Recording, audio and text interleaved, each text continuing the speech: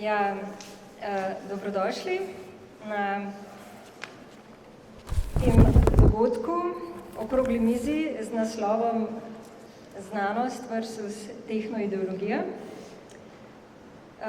Ta okrogla miza poteka v okviru Dneva vzif Znanstvenega inštituta Filozofske fakultete, ki letos poteka že 46. leto. To je zdaj obletnica, 46. obletnica. Zelo sem vesela, da sem imela priložnost organizirati okroglo mizo in nasloviti to temo, ki se mi zdi zelo pomembna in pereča in premalo prisotna v javnosti, čeprav je ključna za našo družbo. In še posebej sem zelo vesela, da so se odzvali govorci, te sijajni sogovorci, ki mi bodo pomagali nasloviti to temo, ta vprašanja. In seveda kasneje bomo na koncu odprli debato tudi za publiko oziroma se bomo lahko na koncu skupaj pogovarjali. Morda najprej predstavim sogovorce, ki vsi se sicer tudi dobro poznam, ampak moram vseeno malo, da ne bom kaj narobe rekla. Torej, na moji levi Mert Komel, filozof in pisatelj, je izredni profesor filozofije in predstojnik oddelka za kulturologijo na Fakulteti za družbene vede Univerze v Ljubljani, kjer predava moderno filozofijo in književnost in je raziskovalec na Centru za proučevanje kulture in religije Inštituta za družbene vede, kjer se ukvarja s Heglo-marksizmom in teoretsko psihoanalizo. Nenazadnje pa je tudi avtor številnih znanstvenih monografij, od diskurza in nasilja do giljotine duha in seveda tudi avtor številnih literarnih uspešnic. Okay. Na moji desni, hvala Mert, da si se odzval. Hvala za vabilo. Na moji desni Matjaž Ličar, doktor fizike in doktor filozofije, raziskovalec na Agenciji Republike Slovenije za okolje in Nacionalnem inštitutu za biologijo ter docent za fizikalno oceanografijo na Fakulteti za matematiko in fiziko Univerze v Ljubljani. Ukvarja se zlasti z numeričnimi modeli oceanov in globokimi mrežami za napovedovanje ekstremnih morskih procesov, kot so obalne poplave ter morski vročinski valovi.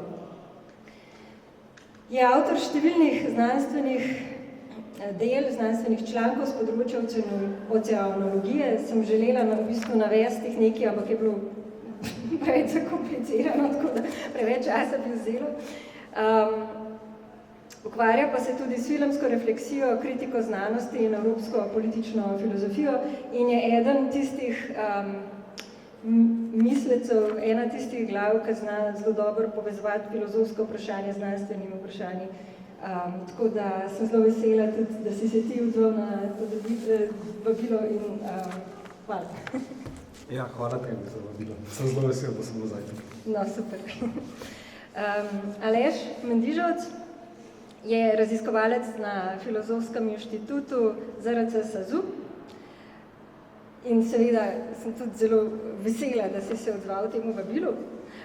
V svojem delu pa se ukvarja s filozofijo tehnologije, politično filozofijo in sodobnimi teorijami kontingence. Deluje tudi kot urednik knjižnega dela založbe Maska, predtem pa je bil urednik za kulturo in teorijo na Radiu Študent. Je avtor knjige Naključje in jaz, filozofija za Luisa Althusserja, ki je šla pred 3 leti pri Maski. En njegovih zadnjih člankov pa nosi pomenljiv naslov The Confusion of Artificial Intelligence, ki na nek način že reflektira to, o čemer bo danes tekla beseda. Na kratko, mogoče 2 besedi o meni. Jaz pa sem docentka na področju filozofije in raziskovalka na oddelku za filozofijo na tej naši fakulteti, centru kritičnega mišljenja. Tako da, ja, znanost versus tehnoideologija. Tehnoideologija, najprej sem mislila, da sem si sama izmislila ta izraz, ampak sem ugotovila, potem ko sem malo pogooglala, da ta izraz že obstaja in da pomeni natanko to, kar sem imela tudi sama v mislih. In sicer tehnoideologija je ideologija, ki je, to je neko prepričanje, da je namen razvoja tehnologije v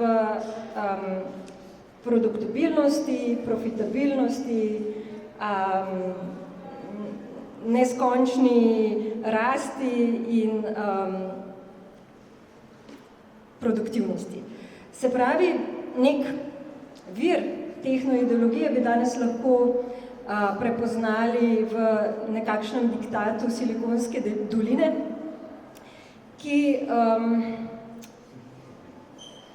ki na nek način usmerja znanost, zlasti visokotehnološko znanost. Jaz bi si želela, da danes to debato povežemo z zelo konkretnimi praktičnimi dogajanji in potem seveda, da gremo tudi v bolj teoretska vprašanja, globoka vprašanja, se pravi od nekih zelo konkretnih primerov do vprašanja same kritike znanosti oziroma humanistike tudi kot neke kritike znanosti nasploh. Tako da bom jaz zdaj uvodoma nekako poskušala naslikati, zastaviti teh nekih par konkretnih točk, ki so bili recimo nekakšni porivi, nekakšni teh momenti v tej naši realnosti, trenutni realnosti, zaradi katerih se je zdela ta debata še posebej ključna. Bom začela zdaj kar na naši fakulteti. Pač trenutno en velik del seveda financiranja znanosti v Sloveniji gre prek javne agencije za raziskavo in inovacije ARIS in v zadnjem letu prihaja do nekih večjih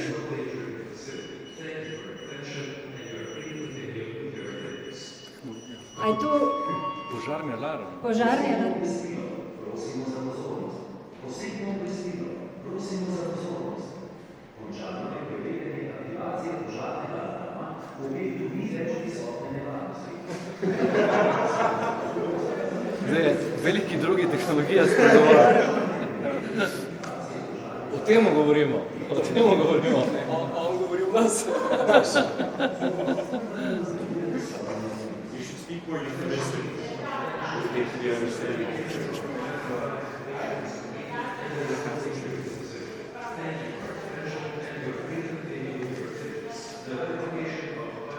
Super intervencija.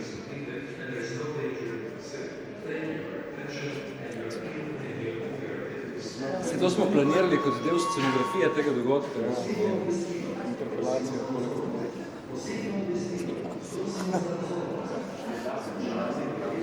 Zdaj moram rekli brehtovsko, ko slišim posebno obvestilo, prejmem za revolver. Sve smo bili nevarni. Požarni alarm. Ja, sej. A je konc posebnega... Kaj? Test. Da, test. A je konc posebnega... Konc test, ne test. Tako kaže. Ok. Lahko gremo naprej. Ne morem in tega, da sem nas obvestil, da je konec nevarnosti. Mora, ne? Ne, za začetek ni tako pomemben, da je konc. Dala je neka ideologija. Ja. Ok. Torej, končali smo pri ARIS-u, oziroma začeli pri financiranju znanosti in humanistika in družboslovje sta na nek način vedno bolj podrejena nekim kriterijem, ki so namenjeni ali pa bolj primerni za naravoslovje in tehniko. In ravno v petek je na naši fakulteti potekala debata na to temo in v torek na ekonomski fakulteti tudi debata o tem, kako dobili so se predstavniki vseh družboslovnih in humanističnih fakultet znotraj Univerze v Ljubljani in so da bi na ARIS naslovili probleme v zvezi z načinom ocenjevanja humanistike in družboslovja, ki se preveč prilagaja, oziroma ki poteka preveč po modelu ocenjevanja naravoslovja in tehnologije. Ok, to je bil nek recimo ta poriv, ki je bil nedaven. Tudi z Mertom sva pred par meseci skušala malo bolj v javnost spraviti vprašanje financiranja humanistike in družboslovja kot nekih zapostavljenih ved glede na naravoslovje in tehnologijo, ampak mislim, da smo še vedno na delu v zvezi s tem. Dobro, to je ena stvar. Druga stvar je, kot sem prej rekla, ok, bom povedala par, recimo, primerov. Sem se pogovarjala z različnimi znanstveniki, recimo tudi z znanstveniki iz področja računalniškega programiranja, ki so mi povedali, da so univerze v Evropi daleč v zaostanku glede na privatne firme, zlasti v Ameriki. Zdaj govorimo o zahodnem svetu, ne vemo, ali pa ne bomo se pogovarjali o svetovnem trendu, ker ne vemo, ali pa nas mogoče v tem trenutku ne tangira recimo Kitajska ali pa Rusija, ampak pogovarjamo se o Zahodu. Torej, univerze so izgubile na nek način primarno vlogo, zlasti v naravoslovnih in tehnoloških znanostih, kjer so to prevzela podjetja in, kot mi je povedal ta kolega, doktorat pravzaprav z kjerekoli univerze, tudi najbolj prestižne, pravzaprav niti več nič ne šteje, ker podjetja imajo sama svoje izobraževalne sisteme za to. To je en drug primer.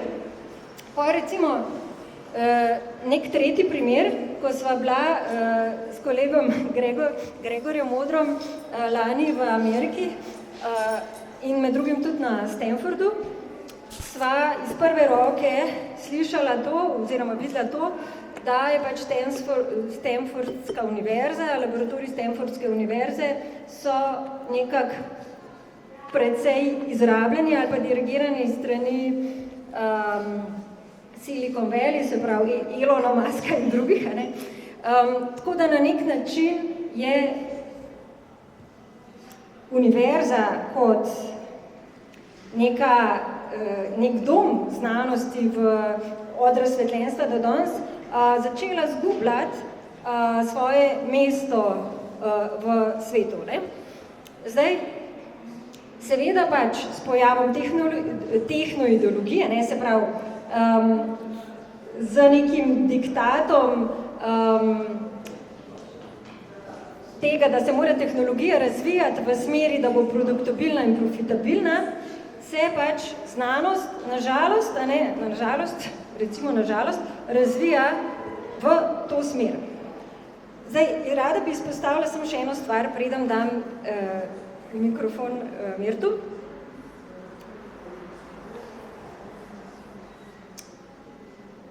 Ključno je,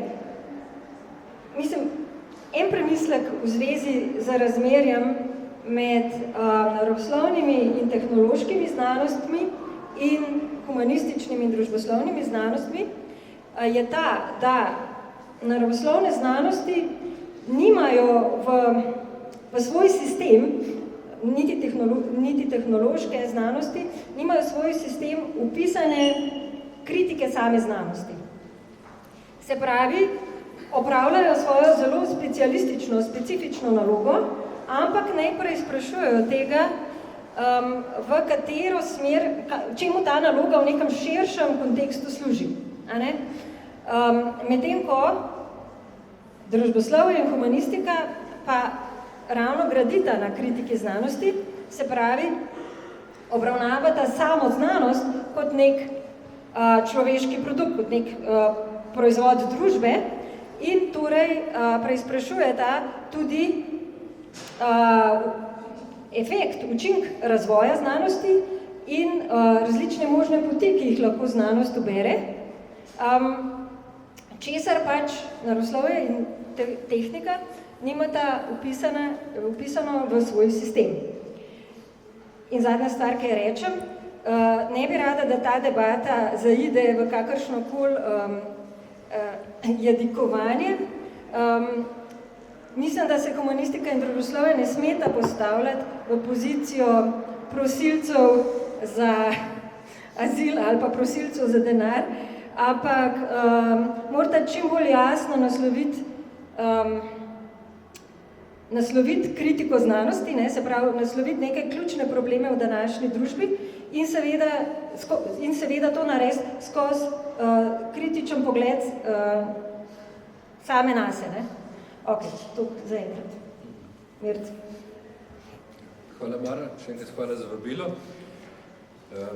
Se bom kar navezal neposredno na to, kako si pač uvedla problem, ker ta debata, vsaj moja intervencija v to debato je po eni strani izhaja iz neke praktične zagate, to je to, kar se je dogajalo z zadnjim razpisom ARIS, ki je bil prvi razpis nove imenovane agencije, kjer lahko tehnologijo vidimo na delu že v sami premeni označevalca iz Agencije za raziskovanje dejavnosti Republike Slovenije v Agencije za raziskovanje in inovacije, ki je eminenten ideologem zelo podjetniško naravnane znanosti.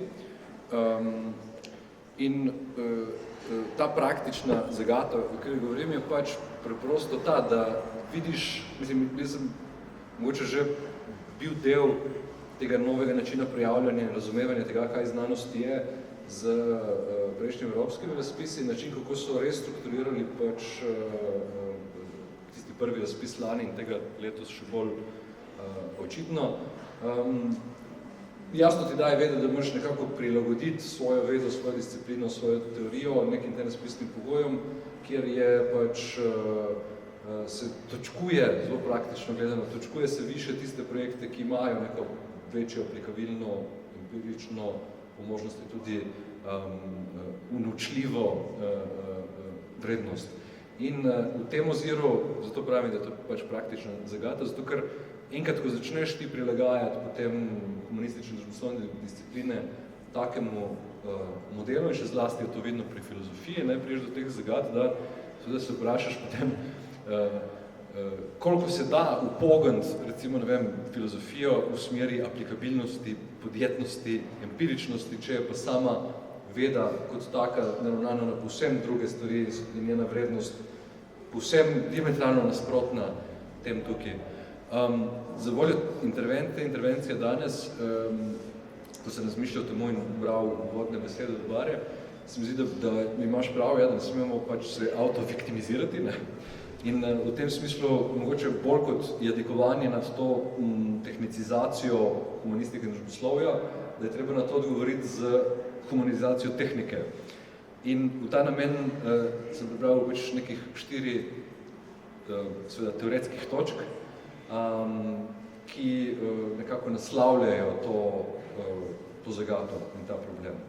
In prva je pač ta, ki leti na samo ime in na samo etimologijo izraza za tehniko, ki izhaja, kot verjetno vsi prisotni veste, iz starogrškega tehne, ki pomeni pač neko veščino ali obrt, pri čemer, če se poučimo iz direktnih virov, ne mislim, ta izraz je potem danes, še zlasti se mi zdi, naravoslovci ga radi uporabljajo zato, da pokažejo na praktično naravnanost tega izraza tehne, ki je v Grčiji med drugim tudi sinonim za različne umetnosti, od glasbe, plesa in drugih, pač nekih zelo specifičnih umetniških veščin, ampak označuje tudi zelo bizarne, raznolike zadeve. Naprimer, našel sem čisto naključno izbrani primer, pa vendarle memorabili od Ksenofona, ker popisuje pač svoje spomine na Sokrata in tam Sokrat, ko obravnava Tehne, navrže noter poleg plesa in tako naprej, navrže še rokoborbo, pa vojskovanje in vladanje. Ne? In mislim, da gre razumeti, vsakeč, ko govorimo o tehniki, za celokup vseh teh dejavnosti, katerih tista, kako bi rekel, zadnja beseda je potem pri vojskovanju in vladanju. In mislim, da današnji čas nažalost potrjuje ta drugi del, ne? Da gremo bolj v smeri vojskovanja in vladanja kot petje in plesa z umestnimi postajami rokoborilstva. Ta je skratka moja prva točka. Druga, ko gre za vprašanje tehnike in tudi iz samih razpisov Arisa, ne, pa ne samo iz razpisov Arisa, ampak to vprašanje točkovanja, štetja, števila končnih produktov, ki jih bo nek projekt prinesel, statistika, ne vem, zaposlitev, število člankov, to številčenje vsega tega, ne, ki je tako nekako samoumevno, ne, tam zato, da nam pokaže, kako številke so v zadnji inštanci tisti izkaz, ki ustreza neki pač realnosti. In čisto po naključju, zdaj sem se slučajno, ko sem prej javno 2 dni vozil z avtobusi, in veste, na avtobusih javne, na ljubljanskih avtobusih imate digitalne glasne panoje, zaradi katerih se nič več ne piše po avtobusih s flomastri, kemiki ali množiči, zato ker je tam gibljiva slika, ki upravlja to vlogo. In pol na dnu imate dementne statistične. Ali ste vedeli, da človek, ne vem, da ima človeško telo 94.000 km žil, pa da ženske 2x več pomižiknejo z očmi kot moški. Skratka, to, kar mi je bilo zanimivo, ravno tam sem razmišljal o tej naši debati, ampak vsak ta ali veste je bil opremljen številkami.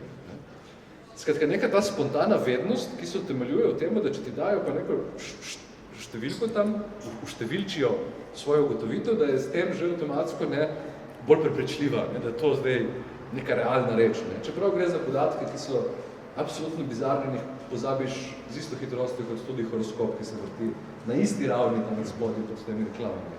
In mislim, da ima tudi popolnoma enak status.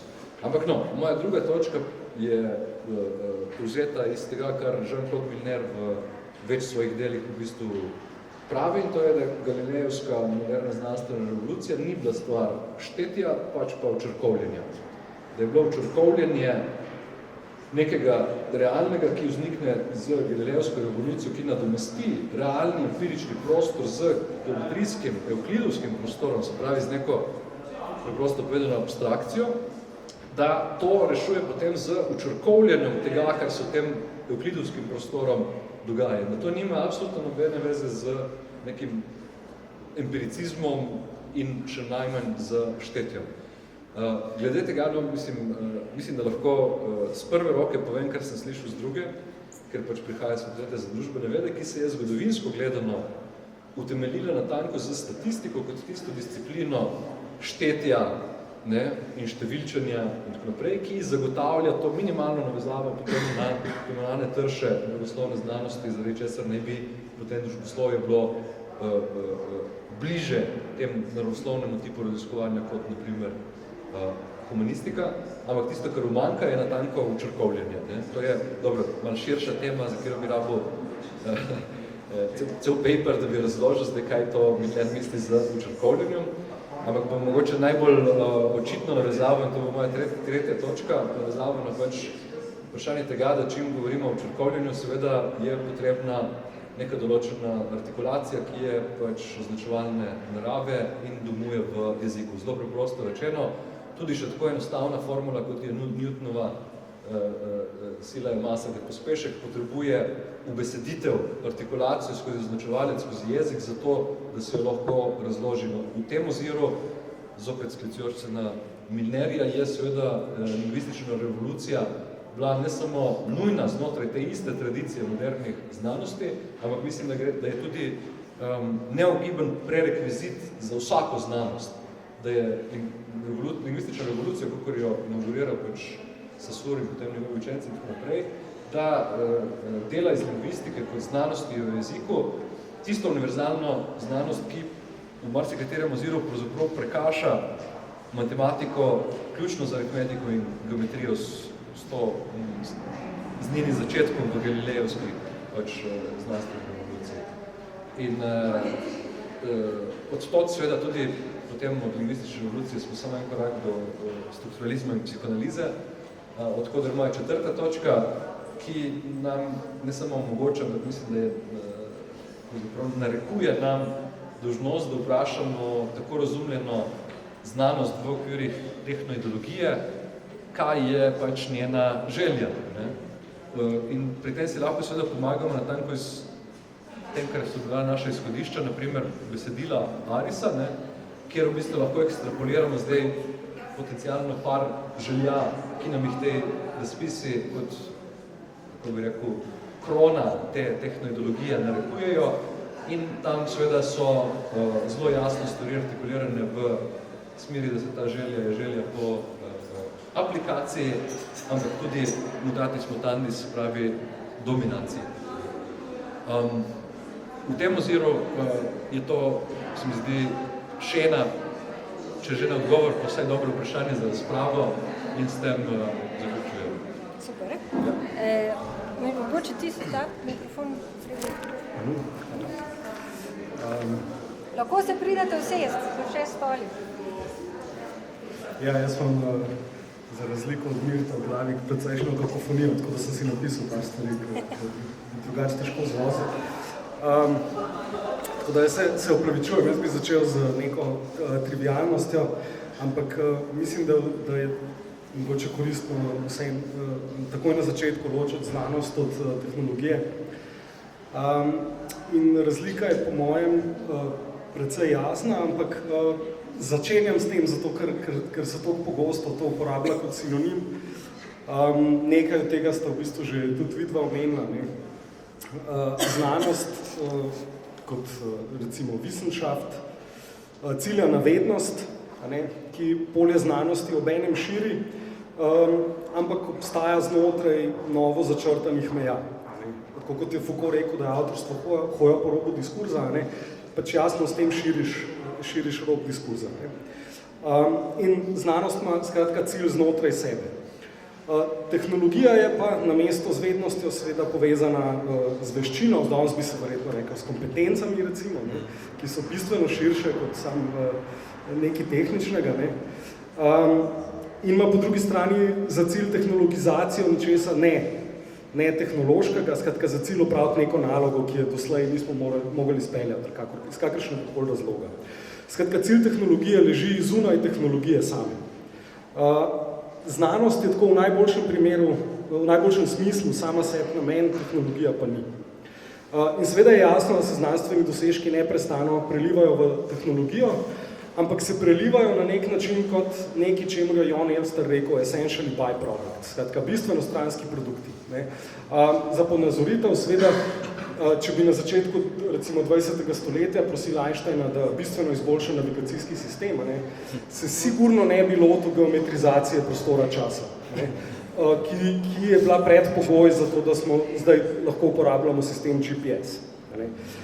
Skratka, hočem reči, da je ta recimo sistem GPS nekaj, kar bi bilo absolutno nemogoče razviti ciljano iz klasične fizike. Treba je bilo razviti splošno relativnost. In to ne s ciljem po boljšem kompasu. Skratka, jasno, da tehnologija na nek način potem nastopi, ko je znanost dovolj daleč, da jo je mogoče poblagoviti. Ampak poanta tukaj je, da je instrumentalizacija za zunanje cilje v naravi tehnologije, medtem ko za znanost to ne velja vsaj na prvo žogo. Tehnologiji skratka ni tuje posegati na tuja področja, ne more zato tudi biti presenečenje, da danes govorimo o tehnoideologijah, medtem ko je znanost nekoliko težje, več napora je treba vložiti v njeno instrumentalizacijo. Seveda se da in bi se zdaj vrnil seveda na Aris razpise, pri čemer jaz toliko sem jih že videl, da v resnici se mi zdijo, da imajo stalno isti problem, ne zadnji 2 leti, ne vem, zadnjih 10 let. Že pred 10 leti je bilo treba napisati, kaj bojo, ne vem, družbeno-politični učinki. Družbeno-ekonomski. Družbeno-ekonomski, kakorkoli, učinki teh raziskav.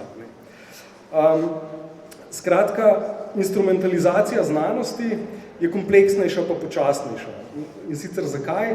Zato, ker za njo potrebujemo neko širšo in subtilnejšo redefinicijo temeljnih družbenih prioritet na način, ki daje finančno prednost enemu področju pred drugim področjem. Skratka, zabiranja humanističnih oddelkov na fakultetah so znak točno tovrstne redefinicije, tovrstne instrumentalizacije znanosti, pri čemer je ideološka podlaga za tovrstno redefinicijo seveda tehnoideologija.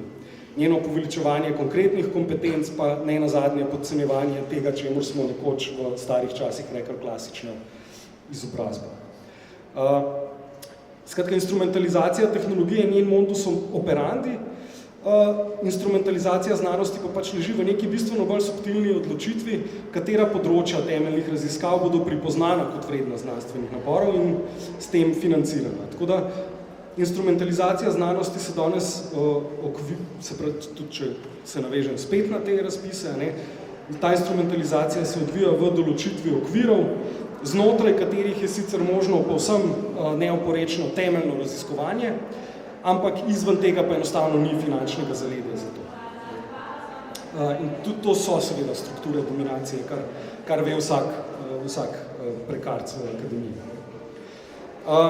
Tako da pregovorni razcep med naravoslovnimi vedami pa humanizmom, ki smo ga že omenjali, je danes, se mi zdi, simptom dejstva, da pri reševanju težav prej stavimo na tehnologijo kot politiko. In da skratka vidimo tehnologijo in politiko kot neko igro z ničelno vsoto in da se ustvarja vtis, da lahko s presežkom tehnologije kompenziramo manjko politike. Za družbeno-politične težave tako tipično predlagamo tehnološke proteze, ki so seveda vedno ne po naključju strogo v funkciji reprodukcije obstoječih produkcijskih razmerij. In zelo lep primer te premestitve fokusa se mi zdijo podnebne spremembe, skratka moje področje, kjer je povsem jasno, kaj je treba storiti. Potrebno je znižati antropogene izpuste toplogrednih plinov. Ampak jasnost problema ne pomeni, da je problem enostavno rešljiv. Zlasti zato, ker je ta tehnološki optimizem, o katerem danes govorimo, v bistvu hrbtna plat nekega političnega pesimizma. Skratka, za tehnooptimista je ključno vprašanje, kaj vse je treba tehnološko izumiti, kaj vse je treba razviti, da lahko ostanemo v istih političnih in ekonomskih koordinatah. Skratka, kaj vse je treba spremeniti, da se ne bi nič spremenilo.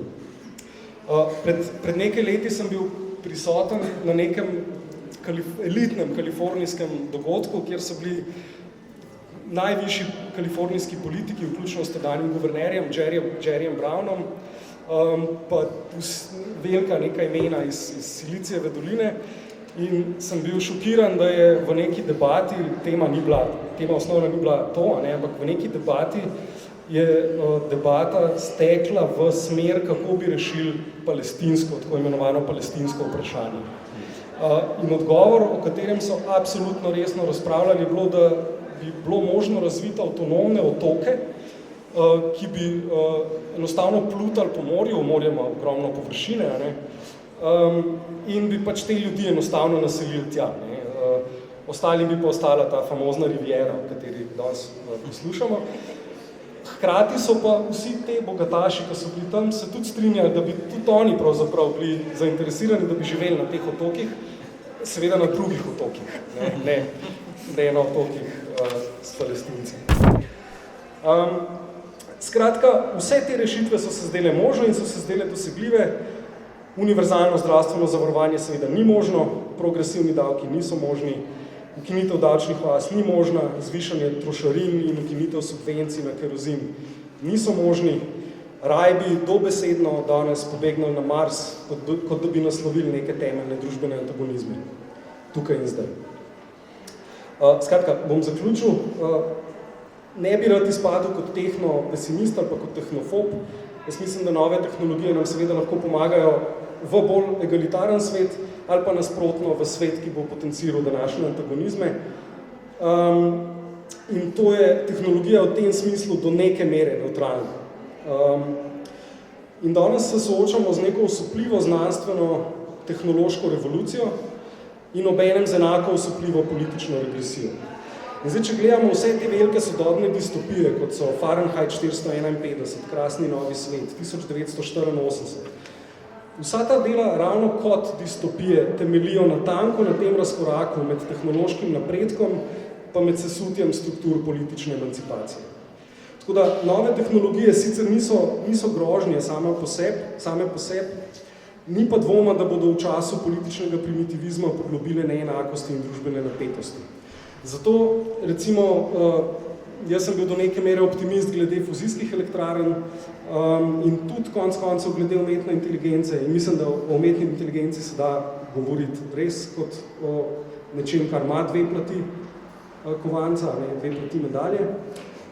Ampak moram reči, da seveda fuzijska elektrarna lahko proizveja dovolj energije za kompletno, celotne potrebe človeštva. Ampak seveda brez politične emancipacije se to seveda ne bo zgodilo. Energija bo proizvedena, ampak gre za stvar distribucije. Zdaj, ključna orožja, se upravičujem, če sem začel s floskulo, bom še končal s floskulo, ampak ključna orožja proti politične primitivnosti so pa vendarle znane. In to so močno javno šolstvo in močan humanizem in močno družboslovje. Tako da, kar se mene tiče, če je treba kamorkoli vlagati več denarja danes, bi jaz prej rekel, da moramo vlagati v močno humanistiko in v močno družboslovje. Hvala.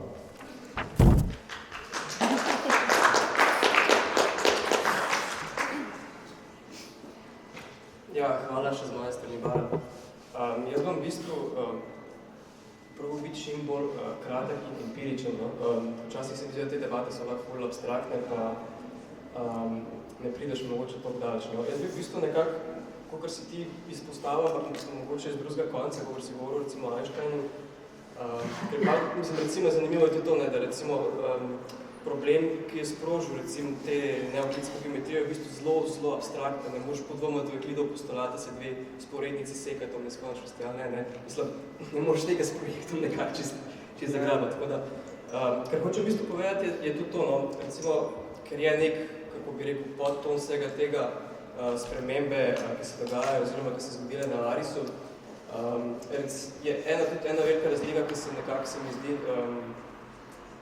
mogoče malo vrtimo okoli tega, je razlika med temeljnimi projekti, pa oziroma med nekimi temeljnimi raziskavami, pa nekim projektnim delom, ali pa neko aplikativnost, ali kakorkoli že, ker je ponovno tudi neka razlika med stabilnim financiranjem, pa nekim začasnim, občasnim, kakorkoli že.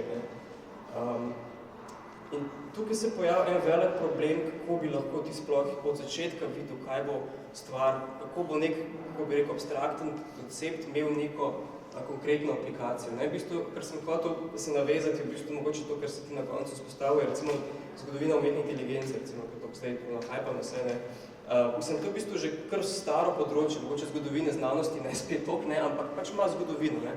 In recimo, je neko uveljavljeno mnenje, da so to začeli leta 56, prejšnjega stoletja v Dartmouthu in en tak zanimiv podatek je mogoče to, da so za to konferenco komaj napraskali par tisoč $. In edini razlog, da so dali to financiranje, ki je bil by the way od Rockefellerjevega sklada, če to kaj pomaga, je bil to, da je tisti, ki je bil odgovoren za to financiranje na tistem oddelku na Rockefellerju, je bil Warren Beaver, ki je bil prijatelj od Clauda Shannona. Claude Shannon je pa samo nek, ki je bil sodelavec takrat Johna McCarthyja, ki je to vse organiziral in je v bistvu dobil denar sem zato, ker so poznali Clauda Shannona, ki je pa takrat že veliko imel, ki je sprožil to informacijsko revolucijo. Tako da v bistvu način, kako se je to začelo, je bilo skoraj z nekim, natekle ta drobiš, pa nekaj naredi za to, da pač bomo zadovoljili neko veliko ime. In recimo prvič, kar se mi zdi, da je bilo nekako umetna inteligenca aplikativna, to, kar danes razumemo, tako da je neka ekonomija, neke firme, da so imelo tega, je bilo tako sredi 70-ih s temi strokovnimi sistemi, ki so se pojavili. Pač zelo nek specifičen del umetne inteligence in je rabilo praktično, ko bi rekel, nekaj 20 let, preden se karkoli lahko to uporabilo, zato ker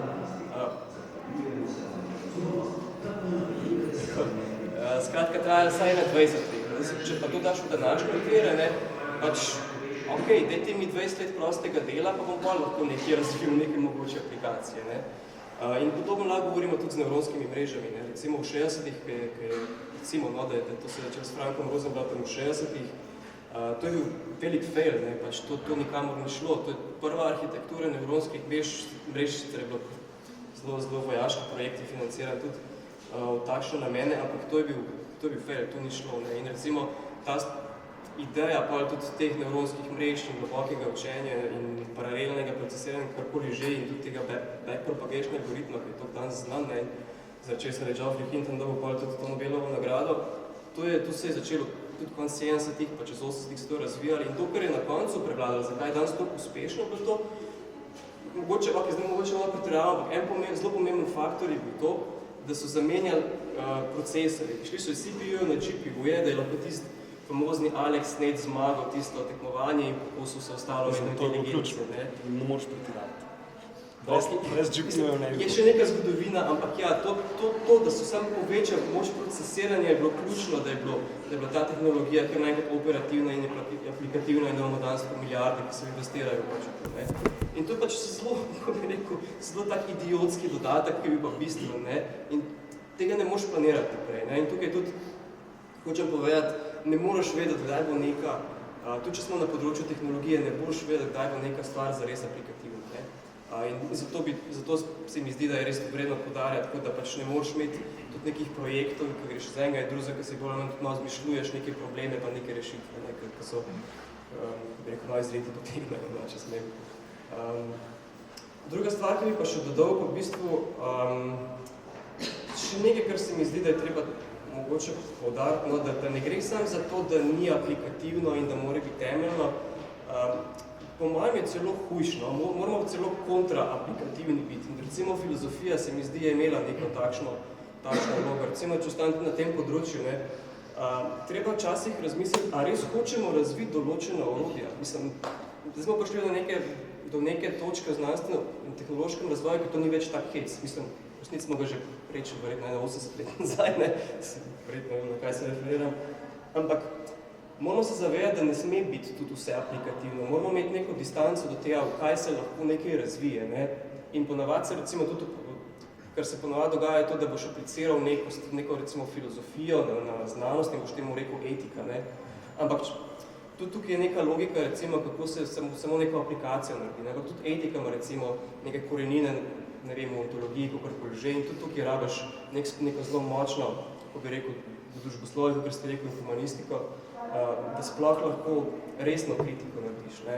In ne gre samo za to, da pač bo zdaj etiko apliciral, kot se zdaj dela, ne, ker smo ugotovili, da pač to so zelo močne orodje in se do določenih problemov uporabe prihaja. Ne. Ti rabiš veliko večje, bi rekel, veliko daljnosežne, bolj daljnosežne raziskave, ti ugotoviš, kaj so res meje takšne tehnologije. Ne moreš samo reči, ja, to pa ne vem, če je etično.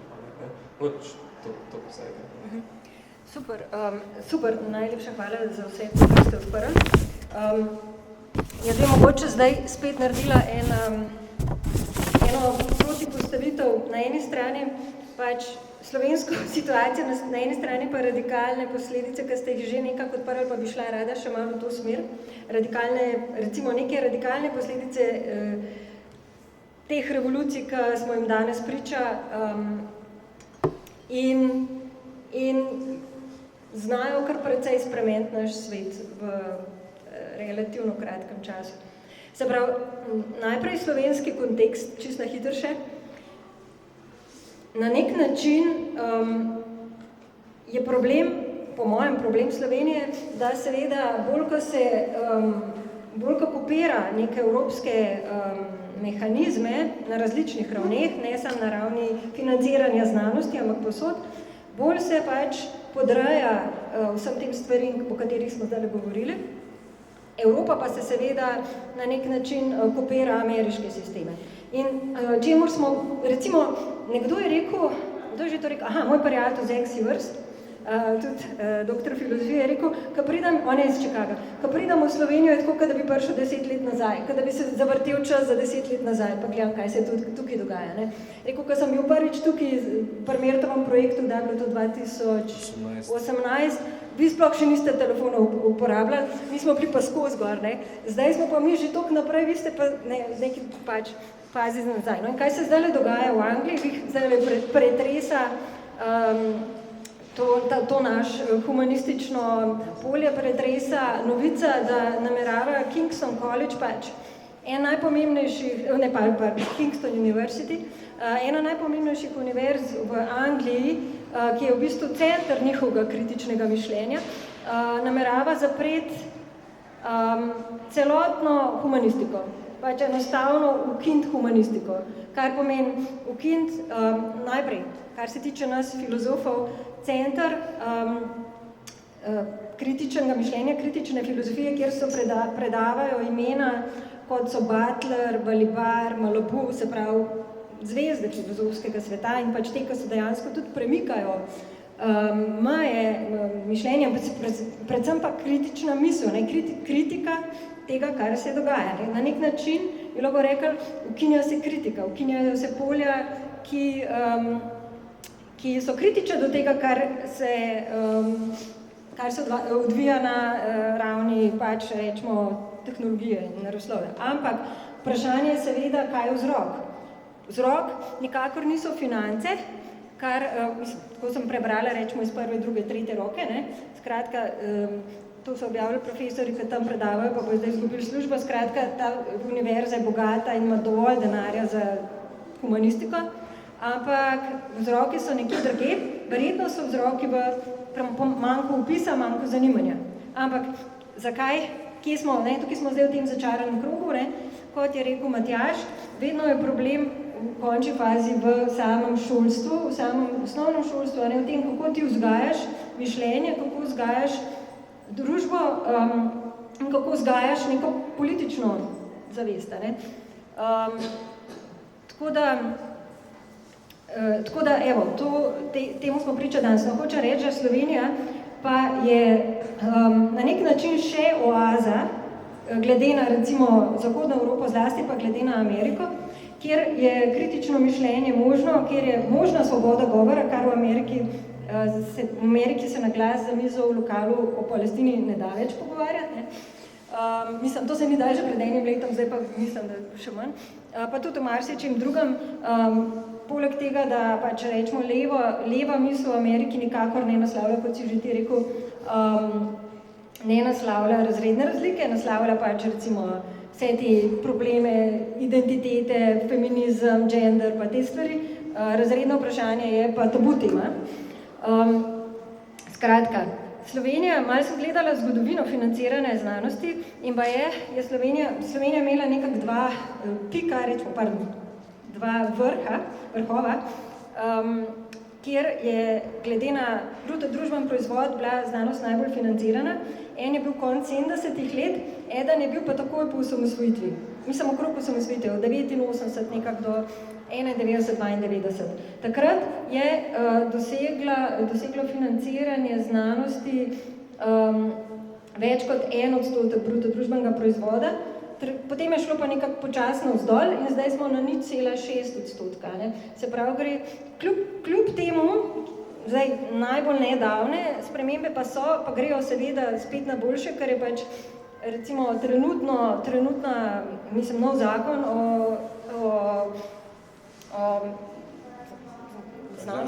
znanstveno-raziskovalni dejavnosti, je kljub samo zagotovil večji delež bruto družbenega proizvoda za znanost, kot je bil do zdaj, a ne, in večji delež tudi stabilnega financiranja, kar sigurno je pozitivno. Ampak kar bi se v bistvu Slovenija, ne, nekak... Okay. Pač Slovenija bi bilo dobro, ne, da dela na ohranitvi svoje avtonomije, kar pa seveda je praktično nemogoča naloga, se pravi na ohranitvi zelo dobrega šolstva, javnega šolstva in posledično pač tudi recimo neke družbene zavesti. Okay, to je bila ta konkretna partikularna zadeva, zdaj pa te malo bolj dolgoročne, radikalne, recimo, vprašanja oziroma postavitve. Ne. Ena bi bila točno ta, ne, se pravi, ali kakšne so recimo neke dolgoročne posledice tega, da gre tehnologija in z njo tudi znanost v smeri te tehnoideologije, ne? Ali je ta posledica recimo toliko radikalna, kot je neka, rečemo, zdaj res radikalno rekla, ampak neka velika podrejenost človeka sami tehnologiji, ne? A je možno to, da se tehnologija na nek način, zlasti umetna inteligenca, to, o čemer se ves čas govori zadnje čase in kar se tu dogaja,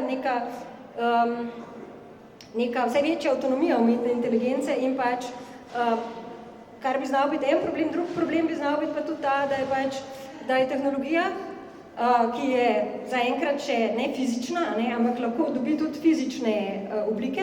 Recimo Google je pred kratkim, kot sem tudi napisala tukaj, se črtil iz svojih notranjih nekih zavez etičnih to, da ne bo nikoli financiral orožja, da ne bo nikoli svojih sistemov uporabil za namene orožja in tehnologij za nadzor. Ne. Se pravi, verjetno ta varni balonček, kamor je tehnologija do zdaj prišla, smo na neki točki, kjer človeštvo še recimo nadzoruje to, je pa možno, da se pač stvar nekam prevezi, ali pa da se naredi mogoče neka zelo velik razkorak med temi, ki lahko bojo šli na Mars, rečemo, ali pa na te otoke, ne, pa na vse ostale, ki pač jim bo preostala mogoče samo še kakšna politična revolucija. Ne. Ok, tuk, zdaj. A bo kdo? No, dajte, ti vidim, da imaš na konci iskati. Ajde. Ne, hotel sem sam reči, da tisti, ki danes lahko grejo na Mars, da jaz to podpiram. Naj gredo. Ja. Mislim, pri umetni inteligenci bi se dal veliko govoriti. Ne vem čisto točno, kje bi začel.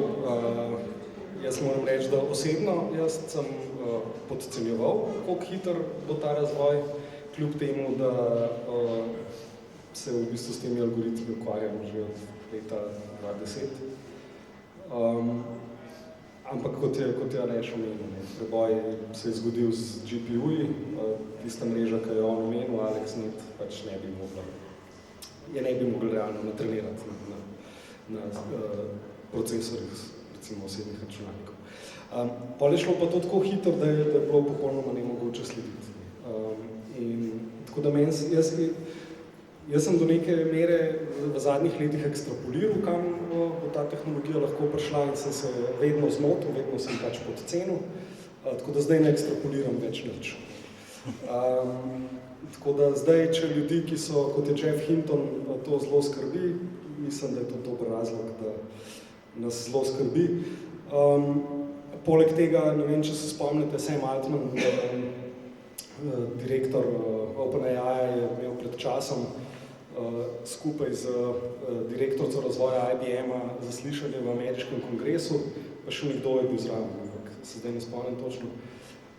In sta oba prosila za regulacijo. Skratka, prosila sta, da jih zregulirajo, da jih kongres regulira, da sprejmejo paket zakonov, ki bo reguliral razvoj umetne inteligence. Zdaj, za vas ne vem, jaz se ne spomnim situacije, da bi ameriški kapitalist v ameriškem kongresu prosil za regulacijo. Meni se zdi to simptom, da tukaj je neka težava. Še večja težava je pa to, da so te glasovi zdaj potihnjeni. Sam Altman ne prosi več za regulacijo. Ampak zdaj sam še v obrambo umetne inteligence kot metode. Mislim, da je komplementarna temu, kako se je znanost razvijala v zadnjih 300 letih. Če gledate, če se skličem na Newtonov zakon, ki ga je omenjal Mirt, sila je masa krat pospešek, to je taka tipična fizikalna enačba, ki ima 3 parametre. In če večina fizikalnih enačb, ki jih poznate, pa tudi tisti, ki jih ne poznate, imajo mogoče 5 parametrov, najdaljša na mogoče eno stran, da je kaj vredna. Ampak to je to. Skratka, fizika se je odvijala, pa cela sodobna znanost na nekem zelo nizkodimenzionalnem prostoru, kar se tiče parametrov. In mislim, da je pač to zato, ker smo mi kot ljudje omejeni s tem, pač ne moramo razmišljati v višjedimenzionalnem prostoru, kot pač razmišljamo in so zato te enačbe neke nizkodimenzionalne kondenzacije tega, kar v naravi opažamo. No, umetna inteligenca tle ni omejena.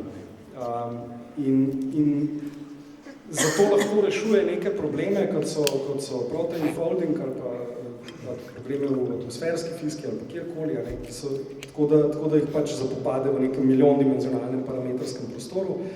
In doslej smo nekako vihali nos nad tem iz različnih razlogov, ne bom šel v to, ampak mislim, da imamo zdaj neko orodje, ki pomeni neko absolutno popolno drugačno paradigmo znanosti, skratka, to ni več moderna znanost, tukaj je to zdaj nekaj drugega, ker ne funkcionira na ta način, da bi to skondenzirali v neko koherentno enačbo, kjer bi imeli vsi členi jasen pomen. Trik je pa v tem, da jaz mislim, da veliko problemov enostavno ni reducibilnih na enačbo. Mogoče, ko se mi začenjamo ukvarjati z bolj kompleksnimi sistemi, kot so kemijski, biološki sistemi, enostavno te sistemi mogoče niso reducibilni na tak način, kot so fizikalni sistemi, ki so najbolj preprosti. In mogoče, absolutno, mogoče za človeka ni nobenega drugega načina, da zapopademo te sisteme, kot skozi algoritme, recimo umetne inteligence, ki so pač sposobni dati nek odgovor na naše vprašanje. Če si lahko kar navežem, najprej na to, ki si bara omenila glede višjega financiranja, ki se zdi optimistično, ampak zopet bi ta moment previdnega pesimizma, recimo, glede na to, da je prvi razpis ARIS, ki smo ga tudi mi dva natančno šla skozi tam, in je empirično gledano, če imamo že radi številke, je tretjina sredstev samo bila namenjena celotni humanistiki in družboslovju, 2/3 pa naravoslovju, tehniki in tako imenovanimi znanosti o življenju, mislim, da je spravi biologija, medicina in tako naprej. In pod predpostavko, ki je bila ta, da se ukine financiranje temeljnih področji, češ, da bo razpis zdaj bolj fair, ker bo se financirano samo od projekta do projekta. Ampak nekako spontano, naravno je padlo to razmerje v to smer in na številne pritožbe, ki so padle glede na te rezultate, je odgovor ARIS-a bil kao, da je že za naslednje leto napovedal, da bo samo 20% bilo namenjeno humanistiki in družboslovju. To je v razpisu, če si oprete zdaj stran od ARIS-a, boste jasno videli. Skratka, v še manj gremo. In zdaj ne gledajo, kako velika bo ta vreča, bo tisto še vedno manjše. To je eno, ki se kot druga na tvojo intervencijo. Me je spomnilo pač na poanto, ki podaja Hannah Arendt, glede pač, dobro, ona, ki je pisal v času strašne tesnove pred atomsko vojno, ki po mojem se v današnjih časih vrača, pa so tudi njene poante, mislim, da enako poantirane, kjer gre natanko na to, zopet na moderno znanstveno revolucijo, ki ima te dve plati, eno je nadomestitev fizikalnega prostora z Euklidovskim, druga plat je pač eksperiment. In njen point je, da se ta del znanosti, ki se ukvarja z eksperimentom in z eksperimentiranjem, v moderni družbi toliko emancipira, da začnejo te eksperimenti, tako kot se ti lepo opisal, prehitevati samo znanost, ki dejansko ne veš, čim ima opravka in da njena poanta zelo preprosta, na primer atomske vojne, da človek v bistvu z tehnološkim eksperimentiranjem vnaša v svet in v naravo neke nenaravne procese, za katere, ne bomo rekel, da ne spadajo v naravo, ampak za katere ne more vedeti, kakšen učinek bo imeli na naravo. Recimo, izumljene atomske bombe je tipičen tak primer. To ni proces, ki bi obstajal v naravi, in enkrat, ko ga sprožiš, dejansko, se to v tem filmu lepo prikazano, ta tesnoba, da dejansko tudi Einstein... V Oppenheimeru, kako Einstein preživel to. A nam lahko zaračunate, kaj bo dejanska posledica tega? Ne moramo zaračunati, moramo probati. In Američani ne bi bili Američani, če ne bi rekli, dajmo pa probati, pa vidimo. In na to temo se mi zdi zanimivo, kako se spremeni ideologija, tudi na vezavi na atomsko vojno in na umetno inteligenco. Sem gledal pred kratkim, ne vem, če ste videli ta Terminator Zero, to je japonski anime reimaginacija starega, dobrega Terminatorja od Camerona. kjer je tista klasična zgodba o tem, kako umetna inteligenca prevzame oblast in v nanosekundi izračuna, da največji sovražnik je človek in zato ga hoče eksterminirati, in se ljudje borijo proti Skynetu kot zastopniku te umetne inteligence. No, v Terminator Zero je že, kako bi rekel, to uporniški moment je že malo popustil, in v bistvu spremljamo zgodbo z vidika japonske družbe, kaj se zgodi s Skynetom v Ameriki, in japonski odgovor, kaj je, dajmo razviti mi umetno inteligenco, ki bo premagala Skynet. Se pravi, človek je že opustil to idejo, da bo zmogel premagati umetno inteligenco, dajmo razviti umetno inteligenco, ki bo premagala umetno inteligenco, ker mi sami tega ne zmoremo. Se mi zdi tako zanimiv v popkulturi pač premik, kako se zgodi v roku zdaj, kaj 25 let od tistega filma, oziroma ne, že 35 filmov. Ja, v bistvu je tudi eno vprašanje, to, kar si zdaj naslovil, če je tehnologija sama uspešno sposobna proizvesti kritiko znanosti, recimo, a je sposobna te distance? Ali je ta distanca pač prav ta distanca proizvod neke človeške omejenosti, v končni fazi? Ja, predajam naprej. Ana, ti se pa pripravi na intervencijo. Jaz sem se rekla, da se mora pripraviti. Jaz sem mogoče malo navežen to, kar si ti prej rekel. Vse po mojem sploh ni vprašanje tehnologije v znanosti, ali ne, mislim, pač znanost ima, kako bi rekel, zelo kompleksni računalniški modeli so v igri in zelo težke simulacije, mislim, težko je verjetno čisto na ravni človeškega uma zapopasti, kaj vse se dogaja, Tako da sploh ni vprašanje, tudi jaz konec koncev sem kar fan umetne inteligence, da mislim, nimam, kako bi rekel, res nisem hater tukaj. Kar bi mogoče izpostavil, ker, kako bi rekel, recimo je mogoče za neko naravoslovje, mogoče me popravil, če se motim, ampak recimo zadnje čase s kibernetiko nekoliko ukvarjam in kar je razvidno tam, je dosti neka mentaliteta, recimo oni so stroje, ki so izgradili, pač tisti, ki so jih, so razumeli kot žive, zaradi tega, ker so pač imeli neke notranje mehanizme, da so uravnavali neke odzive iz okolja in so imeli lahko se počijo, zdaj pa so to neki sistemi, ki imajo neko notranjo konsistenco in tudi neko živost, v smislu interaktirajo z okoljem. In recimo, oni so imeli nekako ta pristop, da če si zgradil vsaj nek model, ki bi lahko bil materializiran, to je pomeni, da tvoja teorija adekvatna. Kar pomeni, da ko si ti enkrat zgradil to, kar si govoril, takrat si dokazal, da je resnično. In to je velik problem zaradi tega, ker preprosto imaš lahko prav, pa stvar ne deluje in to je zelo dolg časa. In tudi kako filozof, kako bo zgradil neki stvar. Pač poklic filozofa ali pač družboslovca, komunista je pač precej drugačen. Tako da tukaj se mi zdi nek problem, bi rekel, neke paradigme, kako tudi naravoslovje malo zmagalo s tem, kako je vsi nek model teorije nasploh, in ker bi tudi nekaj mogoče rad naslovil, ne vem, ti si očitno velika izjema, ampak bereš te tekste iz umetne inteligence, zgodovine ali kibernetike, to je res, kako bi rekel, res se malo posmehujejo humanistiki pa družboslovjem, še uporablja statistiko, še temu se smijo koncev, še ko ste probali mehke znanosti. In tukaj je nek razkol, ki se mi zdi, da je dostkrat na delu. In tukaj prav vidim recimo malo obrniti situacijo, pa tudi kako se mi zdaj to odzvati. Ne gre samo za financiranje, ne gre za to, da je v znanosti nasploh vse v redu, ampak tudi kaj mi lahko naredimo. Kakle so določeni problemi, ki se mi zdi, da so na delu. In tudi konec koncev, kako smo mi vidni, kako so intelektualci, kakšna je funkcija tega v družbi, zakaj recimo ljudi ni več na predavanje od teh megazvezdnikov, mogoče recimo problem štipendije, ne vem, ko je v tem primeru, mogoče pa neki čist drug problem, ampak ne vem, vseeno je nek očitek, recimo, da tudi družboslovci, humanisti, kakorkoli, smo malo preveč utujeni. Saj jaz ne verjamem, da to čisto in ne verjamem, da zdaj čisto vsak lahko takoj razume, s čim se ukvarja nekdo v 20 let, zelo poglobljeno, ampak vseeno se mi zdi, da je mogoče tudi trenutek, ko lahko mi malo reflektiramo neke naše težave in probamo kaj nekaj rešiti. Tudi če so problemi napačni, lahko mi še vedno to pravi rešujemo. To bi mogoče sam še odpravil. Jaz bi se takoj bi predstavil svoj lonček. In sicer, ko si omenjal te naravoslovce, ki se posmehujejo v uporabi statistike, v družboslovju. Okay. Jaz sem mogoče ravno oblik uporabi statistike ne bi posmehoval. Moram pa reči, da iz ene strani pa se ne postavljam na pozicijo tega naravoslovca, ki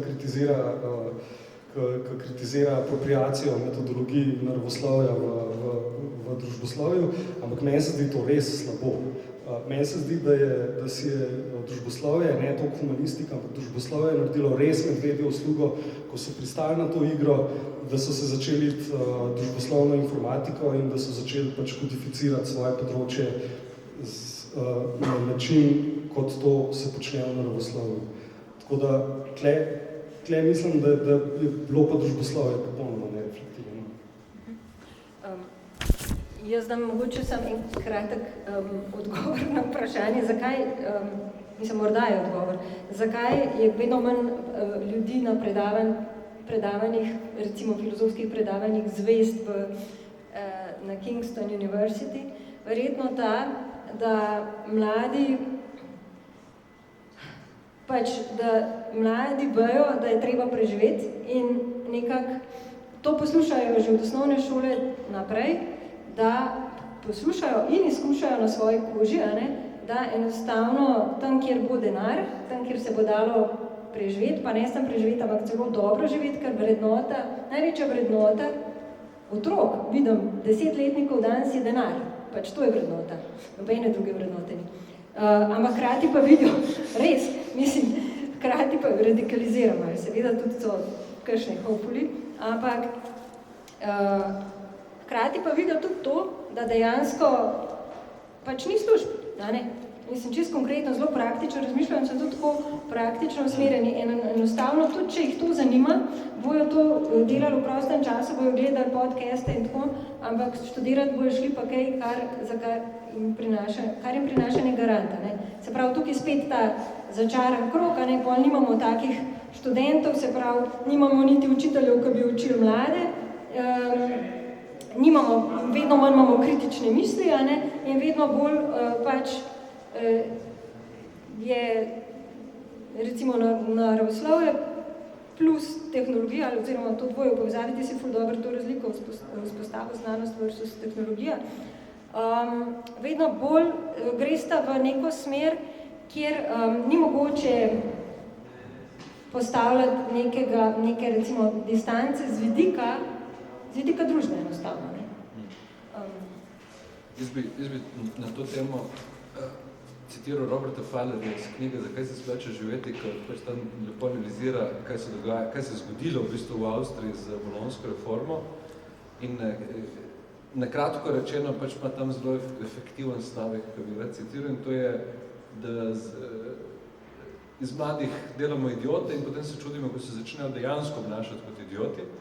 In to se nanaša natanko na celotno bolonjsko reformo, ki jemlje vse bolj in bolj te študentske avtonomije mišljenja in študija na račun tega, da študijske programe takorekoč z ciljnim usmerjenim izobraževanjem ukaluplja v neke procese pridobivanja kreditnih točk in s tem kompetenc v smeri poklicno orientiranega študija, ki jih bo delalo konkurenčna na trgu. Odtot ta stavek, ki sem ga uvodno citiral, mogoče malo bolj razumljiv, da to ne gre za želitev, ampak za zelo precizno rabo starogrškega pojma, kjer je problem pač v temu, da podobno kot pri razpisih ARIS, enkrat, ko začneš uprizarjati aplikabilnost, empiričnost in tako naprej, to kar enkrat postane realnost. In kako razmišljajo mladi? Mislim, tega ne vem, nisem več mlad. Ampak slučajno sem tudi nosilc praktikuma za kulturologe na FDV-ju in ko se tam pač pogovarjamo in delamo z njimi, je spontana, recimo, reakcija, razlaga pač ta, že več let to pač opažam, da vse več in več, to vprašanje pač potem tudi opisa, usihanje opisa na komunistike prepostoju, da vse več mladih razmišlja tako, da pač če štejejo samo, praktična znanja in izkušnje in tako naprej, zakaj bi sploh šel študirati? Zakaj ne gre rajše direkt delati, ker bom in skozi delovni proces pridobil več teh znanj in izkušenj, ki jih bom porabil na trgu. Zakaj sploh ta ovink študija, če pa končni cilj praksa na trgu dela? Odtot ta, se mi zdi, punktualen stavek od Fallerja, ne, da če delamo iz njih idiote, se ne smemo čuditi, če potem se začnejo obnašati kot idioti in ne grejo študirati, pač pa direkt delati. Ne. Jaz bi kar spet si zagrabila mikrofon, še eno stvar bi. Ideologija, ne, že govorimo o tehnoideologiji, ne. Kot vemo, nam je že Althusser povedal, da ni možno iti ven iz ideologije, vselej smo že v ideologiji, ne, vsaka ta neka neideološka drža je fantazma.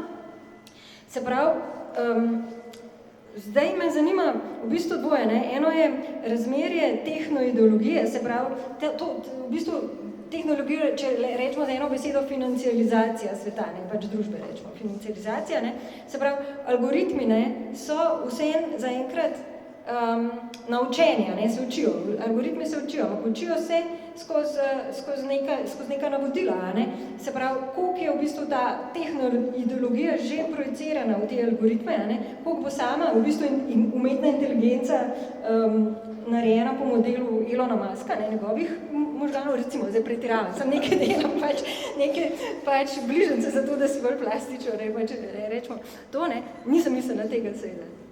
Ampak po en stran pa tudi, ja, to je eno vprašanje.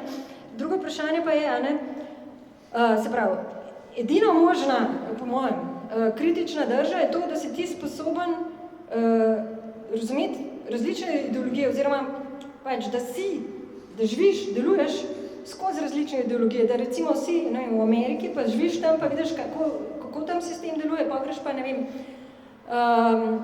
v Čile, pa vidiš, kako tam stvar deluje, sprav, da nekako v bistvu vidiš razmerja med različnimi ideološkimi sistemi. In šele tukaj se verjetno neka zareza vzpostavlja.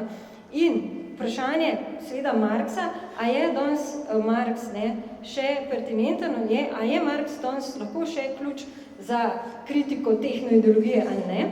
In en moment, ki sem ga pri Marxu našla, v Kapitalu je, Marx zelo veliko govori o strojih, ne, in današnji stroji, se pravi, današnji digitalni stroji, se v nekem smislu ne razlikujejo od klasičnih mehanskih strojev. In ena stvar zanimiva, ki jo Marx izpostavi, je ta, ne, že takrat je bila očitno ta ideja, sta bili dve fantazmi, ne, že v Marxovih časih. Ena je, stroji bojo nadomestili človeka, se pravi ta strah, stroji bojo nadomestili človekovo delo, človek postal odvečen. In druga fantazma, končno nam ne bo več treba delati, ne, vse bojo stroji nas naredili. In te dve fantazmi se vlečeta v današnji čas, ne. Ampak, oziroma sta za to novo tehnologijo, digitalno tehnologijo postali spet aktualni. Ampak ena zanimiva stvar je, v kateri Marx govori, je, da pri strojih gre za to, da, so nadomestili človeško delo, v neki, pač, Marxovih časih bolj to fizično delo, v današnjih časih recimo tudi miselno delo, ne. In, pač, znotraj kapitalizma je vse izmerljivo v urah dela, v produktibilnosti, v času, v razmerju med časom pa produktibilnostjo, ne, vloženim delom, vloženim časom in tako. Skratka, če je recimo delavec nekaj naredil v 40 urah, v enem tednu je stroj isto stvar naredil v eni uri, ne. Ampak, pravi Marx, ne gre, tukaj vrednost znotraj kapitala se ne gre samo za to razmerje med tem, koliko hiter stroj nekaj naredi. Se pravi, ne gre samo za razmerje med človeškim delom pa strojnim delom, ne. Gre še za eno stvar, da stroj ne nadomesti samo dela, ne, se pravi, ni samo delovna sila, ampak je hkrati tudi produkt, ne, se pravi, v bistvu blago, ne, po naše blago, commodity, ne, se pravi, stroj je tudi blago, ne, se pravi, stroj ima še eno stvar upisano v sam svoj mehanizem in sicer ta, da ne tekmuje zdaj s tem, koliko hiter bo naredil nek drug produkt, ampak tekmuje s tem, koliko hiter bo uspel reproducirati samega sebe. Se pravi,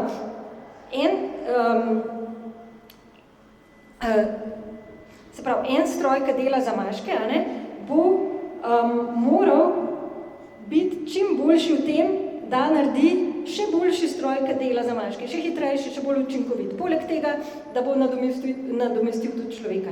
In tukaj prav Marx sta dve, mi imamo fizično amortizacijo strojev, kakor imamo fizično amortizacijo za vse ostale stvari, recimo za mizo pa za stol, pa tako naprej. Imamo pa tudi moralno amortizacijo strojev, kjer je opisana ravno ta zadeva, da je v stroje sami zapisana njihova tekma samimi sabo. In tukaj recimo je vprašanje, ali je možno to Marxovo kritiko nasloviti tudi, oziroma uporabiti tudi za recimo kritiko teh današnjih strojev, digitalne tehnologije. Ali je Marx danes še aktualen, ali je pač zastarel, evo vprašanje. Pa povejte, če imate še odgovor. Ali pa mogoče poznate kakšno boljšo kritiko tehnologije. Razen Marksove. Kdo odgovor?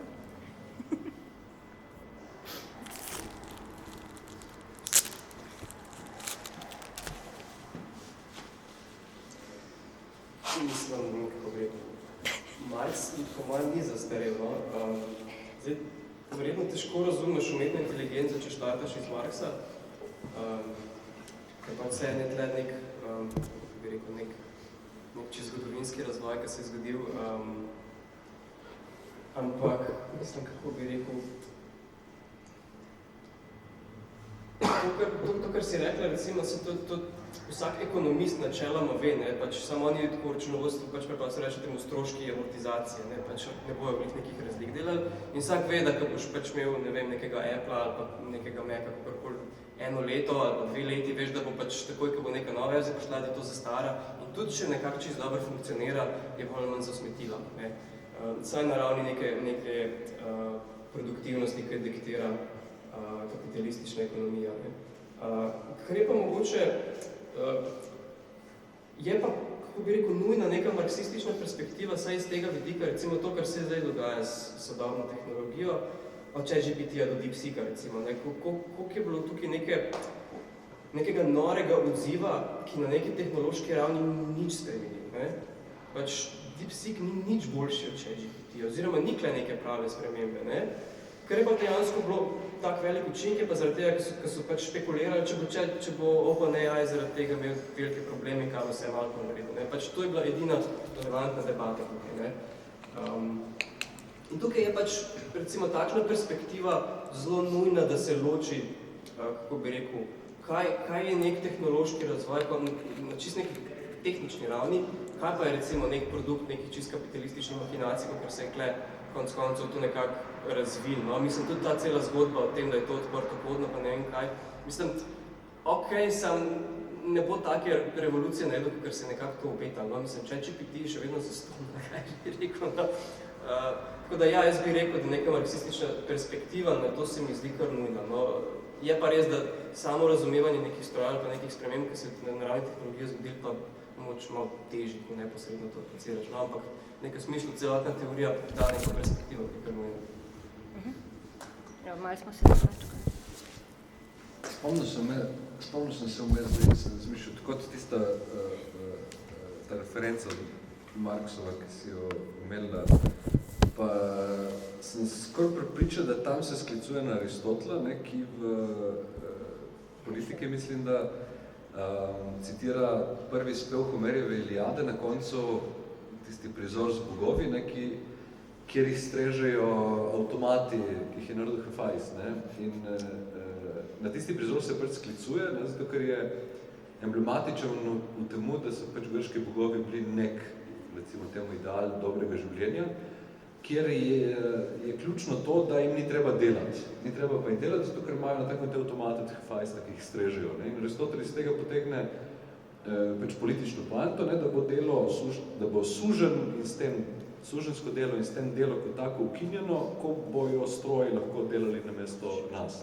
In je ta drugi del fantazije, ki se je omenila, in to je, da nam ne bo treba delati, ko bojo za nas delali stroji, ne da nam bojo ukradli delo, ampak mi bomo osvobojeni dela in se bomo lahko ukvarjali s čim. Ne? In v tem oziru je Marksov ideal, ne? Če ga pogledamo, ne? Kaj je socialistična družba prihodnosti, kaj bo človek več počel, bo filozofiral, bo lovil ribe, se bo ukvarjal z umetnostjo in tako naprej. Problem z strojem, ki mu pravimo umetna inteligenca, je pa v temu, da je dobršen del teh prostočasnih aktivnosti tako rekoč zasedel. Ali kot se je slikovito izrazila ena anonimna uporabnica na X-u, ne? Jaz bi si želela, ne, da bi umetna inteligenca mi prala posodo in perilo, da bi se jaz lahko ukvarjala s filozofijo in poezijo. Ne pa, da zdaj umetna inteligenca piše poezijo in filozofijo, jaz imam vse več in več posode in perila za upravljanje. Jaz predlagam, da odpremo debato še, se pravi, za publiko, če bi kdo kaj komentiral, vprašal. Okay. A imamo kakšen mikrofon? Ali imamo samo tele na žicah? Ja, pa bo pa treba, bo moral pa vsak na oder prideti. Izvoli, ja, ne moreš to reči. Tole. Kako komentiram in vprašam angliški? Ja, se. So, I wanted to thank you all for the fantastic exposition, very rich debate, and I wanted to think about it specifically for a very timely roundtable for reasons that are relevant to my comment. So, my first question is obviously the biggest shock, depending on who you ask, we've encountered this year, inaugurated it in a way, is the re-election of Trump, obviously, but mostly the composition of his cabinet. As we know, we've talked a lot about Silicon Valley in this debate. Very serious, very powerful positions in the newly formed American government are populated by former Silicon Valley insiders, with Musk only really being the tip of the iceberg, right? There's dubious positions for various other lesser influencers, grifters, people like Vivek Ramaswamy, who was ousted, I believe, after making a comment along the lines of the reason the West is failing is because white people are too complacent and going to slumber parties. But I think, I suppose what I wanted to ask is whether you can trace collectively some sort of through line in the kind of recent politics of the technology itself emanating from Silicon Valley, and how come that this thing that sort of seemed to be a bastion of liberalism, right? If we think back to the era of like Steve Jobs or early Zuckerberg, so easily lent itself to perhaps the most blatant reactionary platform we've seen in years, or at least that has been kind of consummated in years. And one pointer that I'd offer is the sort of additional question, which is the holy grail of dystopia, of technological dystopias, I feel, is always biotechnology, right? It's always clones and implants and all these things.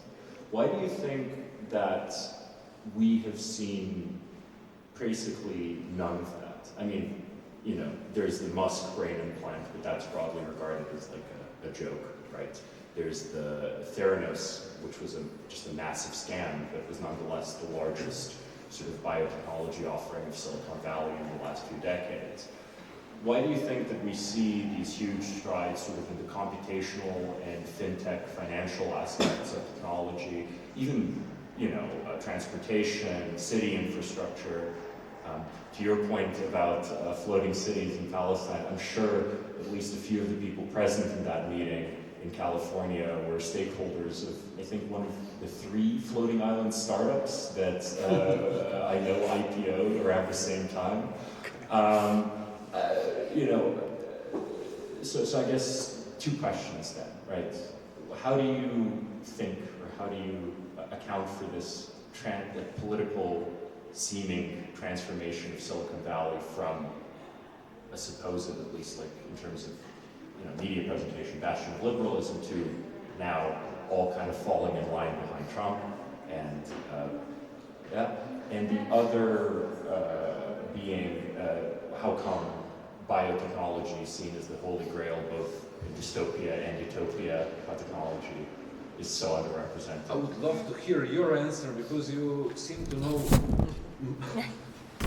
much more than us about this phenomenon. I mean, Okay, let's try still. No, we will debate. You should try it. No. I think we can debate. Okay. No. So I think Matjaž is far like the most competent to talk about this here. So, but I will just make a short intervention. I'd say that probably like. Ja, pardon. Se opravičujem. Torej, verjetno je najbolj primarna fantazma človeka nesmrtnost. A ne? Odtot morda religije, bogovi, pač ideja, da bi na nek način premagali ta tok življenja, ki nas omejuje. Ne? In povezan s tem, ne, mogoče malo bolj znanstveni vidik te iste stvari, ideja, da bi obvladali življenje samo. In takrat verjetno, ko bo znanost ali tehnologija obvladala življenje, verjetno ne bomo mogli več govoriti o naravi. To je moja predpostavka, pa spet preveč radikaliziram verjetno. Tako da Matjaž, pa ima verjetno kar še bolj konkretne. Ja, ne vem, če bom bolj konkreten. Lahko povem svoje mnenje glede obeh vprašanj. Jaz mislim, da pri Trumpu je politika, pa je, če sem prej kritiziral igro z ničelnim izidom, z ničelno vsoto. Jaz mislim, da tukaj je to igra z ničelno vsoto. Skratka, lahko si z njim, lahko si proti njemu, večinoma v kongresu in mislim, da so se, po mojem, vsi te ljudje enostavno čutili izpostavljene. Pa itak so bili liberalci v smislu, itak so bili tržni liberalci, se ni šlo za... Jaz mislim, da je tržni liberalizem vedno prevladal pri teh liberalcih nad, kako bi rekel, nad recimo pozitivno svobodo nekega posameznika. Kar se tiče biotehnologije, bi se sklical nazaj na tisto, kar sem rekel. Fizika je najbolj enostavna znanost. Vodikov atom, elektron, pač bolj simpel kot to ne gre. 6 prostostnih stopenj imaš in pač vse opišeš. Više, ko greš, težji so problemi. Mislim, da smo z biotehnologijo stopili na področje, kjer problemi niso rešljivi s paradigmo moderne znanosti, kot smo jo poznali zadnjih 300 let. Zakaj to mislim? Zato, ker so 30 let probali rešiti recimo protein folding problem, z umetno inteligenco so ga rešili v 5 letih. To je letošnja Nobelova nagrada za kemijo, recimo Demis Hassabis iz AlphaFold ali DeepMind, ne vem, kje je točno zdaj bil. Skratka, jaz mislim, da je šele umetna inteligenca, skratka, ne bi rekel, zakaj umetna inteligenca, ne pa biotehnologija, ampak bi rekel, šele z umetno inteligenco bomo lahko reševali probleme, ki so dovolj velike kompleksnosti, da bomo dejansko lahko rešili kakšne ključne stvari v biotehnologiji. Zelo velika iluzija je bila dolg časa, ne vem, če tisti, ki smo starejši, se spomnimo, koliko veliko se je stavilo na genetiko, na human genome, in na koncu je Celera Genomics so dejansko pač pomapirali človeški genom in se je seveda izkazali, da so geni samo del zgodbe, pa to ne glavi, da potem imamo pa proteini. In proteini so se upirali praktično do zdaj, v smislu, kako bomo to naredili. Tako da jaz mislim, da čas za biotehnologijo enostavno ni bil zrel. Jaz mislim, da ni šlo za to, da bi bilo premalo apetita. Jaz mislim, da bo verjetno to zdaj. Kaj pa to družbeno-politično pomeni? Ne vem. Ne bo, kot sem rekel, nočem več ekstrapoliti. Mislim, mogoče samo glede politike, tehnologije, Silicon Valley, kako bi rekel, Mislim, jaz mogoče malo izhajam iz teh podcastov z Elonom Muskom, ampak oni se imajo za liberalce, ne? To je problem. Oni se nimajo za konzervativne, oni čutijo liberalcem, da niso zadosti liberalni, ne? In to je pač ključen aspekt, kako so se oni dejansko rekli, mi smo zdaj protectors of the free speech, ne? Ta absolute free speech absolutism.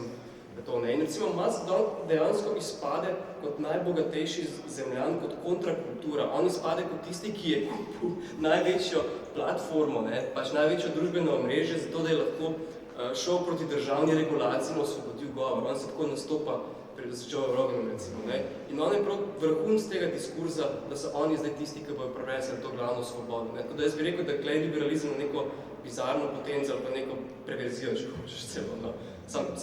Sam to, niso ratali glih konzervativni. Se mi zdi pa drugače ful dobro vprašanje, recimo, sem z enim kolegom, ki se malo s tem ukvarjal, vprašal, zakaj ni več levičarskih hekerjev, ne? In jih ni, ker so šli na desno. Jaz bi točno to, kar si zdaj omenil, ker sem že prej omenil pozitivno svobodo. Isaiah Berlin je imel to neko distinkcijo, ki se mi zdi tle produktivno. Pač negativna svoboda je svoboda, da nihče ne posega v vate, pozitivna svoboda je pa, da lahko ti afirmativno nekaj narediš. In ti liberalci so liberalci negativne svobode, pač ne diraj. Absolutno niso v smislu pozitivne svobode, da bi nekomu omogočali neko normalno življenje. Ne, oni bi ga sam začitili pred intervencijami države. Ne bi ga opolnomočili, da bi lahko kakor. To se mi zdi. If I could just quickly say, thank you for actually really, I don't know why I said that as though I'm surprised. I think they're fantastic responses. But I wanted to actually recommend to you, there's a great book like dealing with this lineage of like proper liberalism called Hayek's Bastards by Quinn Slobodian. It came out, I think, last year. And it's about the sort of, I guess, genealogy of kind of like classical liberalism and how the ideas of neoliberalism always contained an ideologically, like, which seems obvious, right, in retrospect, but like an ideologically far more right-wing social position than may have seemed apparent at the time. Hayek's Bastards, great read. But, no, thank you all. Hayek's Bastards. Še kakšno vprašanje? Aha, zdaj imamo spet ta kabel problem.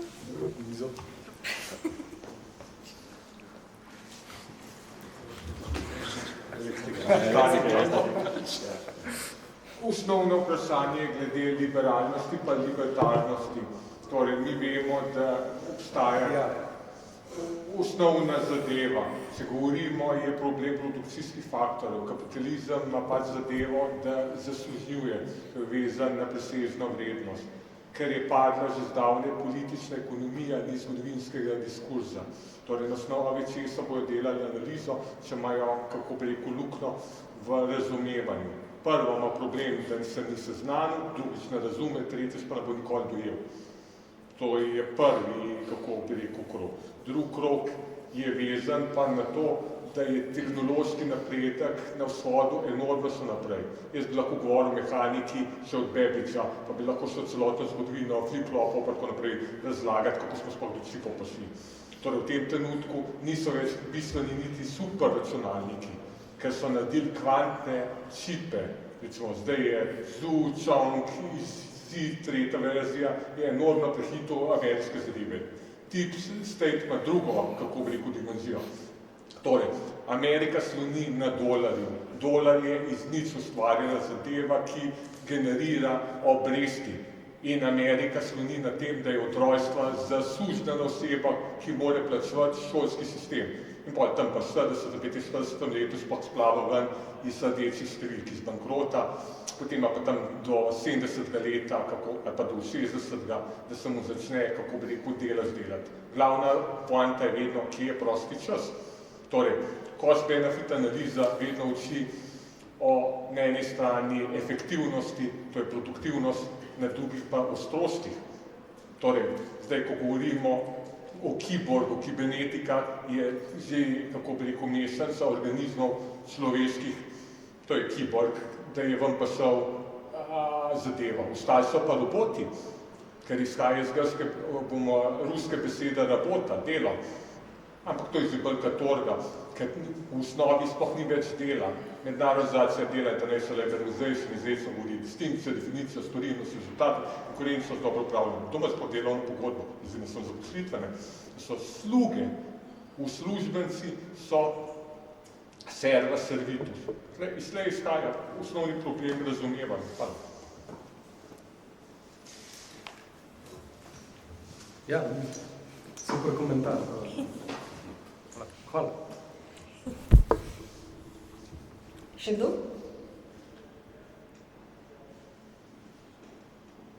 Pa mogoče čas, da zaključimo. Najlepša hvala.